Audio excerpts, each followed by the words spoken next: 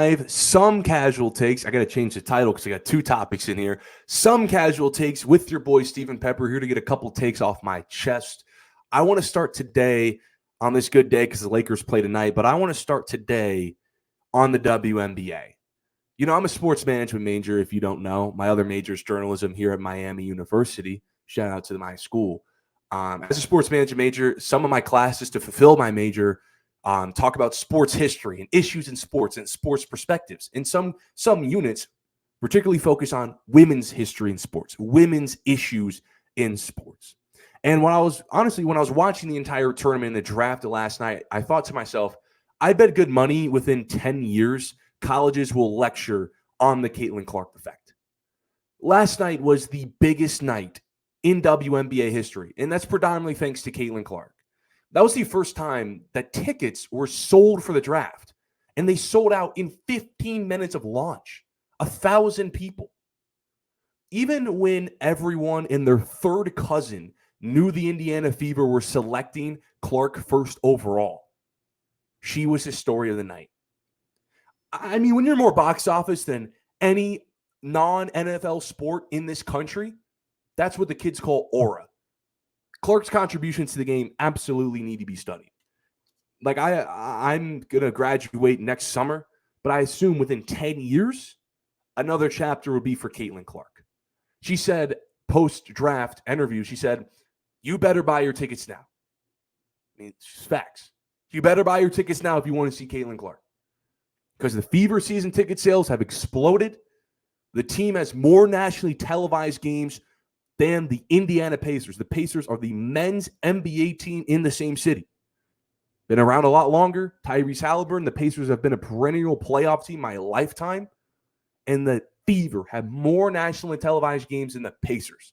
The Las Vegas Aces, back-to-back WNBA champions, rented out a different stadium to host Caitlin Clark. I got on my notes, just in case I forgot.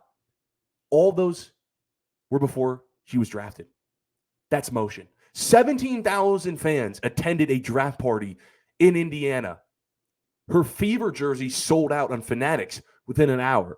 And according to Fanatics, she has the highest selling jersey on a draft night in sports history, breaking Trevor Lawrence's draft night on Fanatics jersey when he was drafted into the National Football League first overall in 2021. Caitlin Clark. I mean, State Farm said it itself. They're proud to sponsor greatness for a reason. I mean, when she got drafted, they immediately put up a big billboard in New York City, Times Square, State Farm. That had to cost millions of dollars. Caitlin Clark's face is on it. I mean, even Jake from State Farm is dapping her up and backstage during the draft. Like that coverage for the WNBA draft, I don't know if you guys felt the same way, but leading up to the draft with all the tournament record ratings and then the social media coverage of the draft itself, as far as like on ESPN, Bleacher Report, it felt huge. ESPN had a ticker on the top of their website of the draft board. All the Bleacher Report, social media, TikToks, and posts, it felt huge. I've never in my life seen a WNBA mock draft. Who's seen a W? Who in here has ever seen a WNBA mock draft? I've never seen it. Like I was out door dashing yesterday because I haven't door dashed in a while and I'm getting kind of broke, to be honest. There was also no games on last night that were appealing, so I was like, oh, maybe go DoorDash. And when I saw it was 7:30, I immediately go to my ESPN app mid-order and put on the draft because it felt like a big night. Like Caitlin over the weekend on Snapchat, I don't really watch SNL anymore, but on Snapchat, I follow the Weekend Updates Snapchat because I think the Weekend Update is like the only funny thing left on SNL. And you know who was on the Weekend Update when I was scrolling through in class? Caitlin Clark this weekend, before she was drafted. Do you know who's featured on SNL? Celebrities. Caitlin Clark is a celebrity.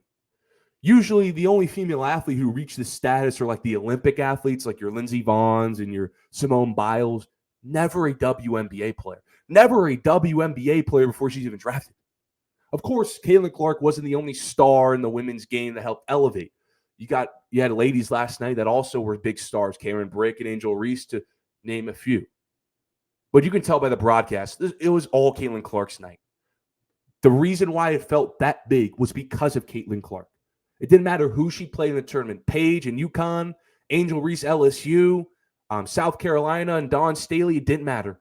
Her final 3 games were the most watched women's college basketball games in history.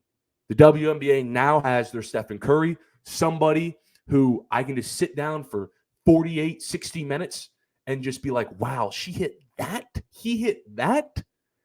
I remember the national championship game, she had a pull-up transition logo shot from, behind the arc. That championship game was in Cleveland. It felt like she shot that from Columbus.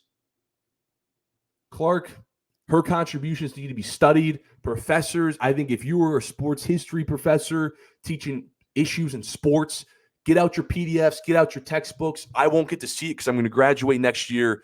But the future college people who are listening, expect Caitlin Clark to be in your textbook. She is the leader of forever changing how we consume women's basketball. I don't think we have the ratings for the draft out yet, but 1,000 people showed up to the draft to buy tickets. I expect it to be like millions watched the draft last night. Okay, let's talk about one more thing before we get up out of here. Yesterday, the U.S. Olympics team was finalized.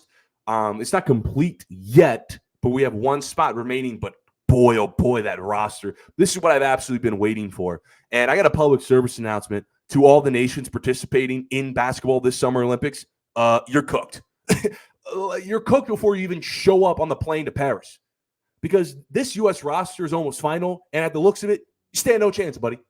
I recommend the opposing players just to not sleep, unless they want their hearts to be broken, of course, because their brain will not be able to produce a single dream of them winning gold once the news of the roster gets around.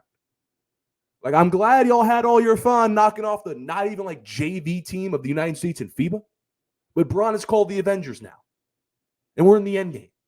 You're cooked. Like, this roster is stacked. It's basically if you were to make a top 15 players in the NBA list and just remove Giannis, Luka, and Jokic because they're playing for other countries, add in Drew Holiday and possibly Kawhi for that 12th spot. Like, the roster, to read it out for the people who haven't heard the full roster, it's LeBron James, Stephen Curry, Kevin Durant, Joel Embiid, Jason Tatum, Devin Booker, Drew Holiday, Anthony Davis, Anthony Edwards, Bam Adebayo, and Tyrese Halliburton. And there's one more spot remaining. Per reports, it's going to be Kawhi Leonard as the front runner. I would like that. I like getting another defensive wing because he got defensive guard, defensive big man. Just get a defensive wing. Like, I'm no Republican, but this roster got me feeling a little patriotic. I might start throwing out some USA chants, if you know what I mean. Like, I'm feeling good looking at this roster. I know it's going to be a good summer of gold. Like, thinking about the competition, who's beating the United States? I expect blowouts every single game. France is going to be solid. I think they're going to be the second best team. I mean, I haven't looked at every other team, but they got Wemby and Gobert. They always have a nice collection of talent. Canada now with SGA, Dylan Brooks and company, Jamal Murray, Spain, and Australia always has some good talent. But Jokic, Giannis, Luka's teams, they can't carry their rosters against the United States. They don't stand a chance. There's going to be a lot of pressure on this USA team for sure. Like, after not winning, not even getting a medal in FIBA, there's going to be a lot of pressure on this team, like, because it's so stacked, they can't lose a game. Not only can they not lose a game, they can't win a game by less than 5 points. They cannot have a close games or else everyone's going to freak out. I think the biggest addition, though, is Joel Embiid. I want to give a quick shout-out to Joel Embiid because he could have played for Cameroon, his country of origin, or could have played for France, where he's got a citizenship. But he played with the United States because he also acquired a U.S. citizenship. He knows what's up. He wants to win a gold medal. I feel you, Joel Embiid. And this is huge because Joel Embiid, I think this United States team without Joel Embiid is blowing everyone else out. But if he would have played for, like, France, it would have been tougher competition. But Joel Embiid takes this team to a whole nother level now because we're talking about a guy who I think is the best player on this team. I think Joel Embiid's the best player on this team. Because when you do that top 15 players in the NBA list I was talking about, your top 4 is pretty set with Jokic, Giannis, Luka, and I got Embiid at 4. And that 5th spot all the way to like 10 is just a combination of whoever you want to put there. Steph, Tatum, LeBron, AD, Kawhi, whatever. But there's a gap between 4 and 5 because 1 through 4 are perennial MVP 1A type players. And that's Joel Embiid. And he gives the United States that. He gives the United States, barring any injuries, let's see if he's healthy, in his peak MVP level player. So shout out to Joel Embiid. We can throw him at a Jokic because we already have LeBron and AD, Bam and Adebayo front lines, but now we can throw him at Jokic, throw him at Giannis, match a Luka MVP level production in games like that, and just give us more scoring, match like an SGA type scoring. We can get that with Joel Embiid. I'm so excited. This is like the big misconception with like the Olympics and FIBA. The FIBA teams have been mid recently. I mean, we're throwing out guys like Cam Johnson and Bobby Portis over national waters. I'm sorry, we're going to lose. But our Olympic teams, we've won gold for 4 or 5 straight Olympics now. Our Olympic teams have always been good. But these last 2 Olympic teams have just been good. We haven't had a great, unstoppable, stacked 1 through 12 roster, in my opinion, since 2012. I don't think we've had an iconic Olympic basketball team since 2012. Because I remember 2016, I believe it was the Zika virus, and then, the Cavs-Warriors 3-1 comeback, some people were fatigued. Then 2020, obviously, we had the pandemic with COVID. So we lost. Some players skipped down on 16 and 20. Now we're full force. Now every single best American player, some people are going to get left out, probably like a Brunson or Kyrie, but add Kawhi to this list. They had to add in Drew Holiday for defense. But it looks like every best American player is going to show up and we're going to dominate because this is getting to the 2020s is becoming an era where the MVP, the Defensive Player of the Year, the awards, the top players in the league, the All-NBA first teams are all foreigners. Canadian, Jokic, European, Greek, African. That's barely any United States guys getting first team or MVP in this decade. Well, now I think the United States feels that. Then we saw that in FIBA, and they assembled the Avengers. This is also Steph Curry's first Olympics, too. Get to see Bron back since 2012 because they both didn't go to 16 and 20. I'm excited. This is going to be a good summer. Imagine this summer where LeBron wins a championship that plays in the Olympics. Last time LeBron James played in Olympics, came off a championship. Last time LeBron James, every year, LeBron James. I'm excited too because now I'm just thinking about this. Every single year LeBron James has won a title. It's been an Olympic year. Minus 2011, 2012, Olympic year. 2016, Olympic year. 2020, Olympic year. 2024, as we head into the playoffs, LeBron fans, it could be another year of that. But I appreciate everyone for tuning in this episode of Some Casual Takes.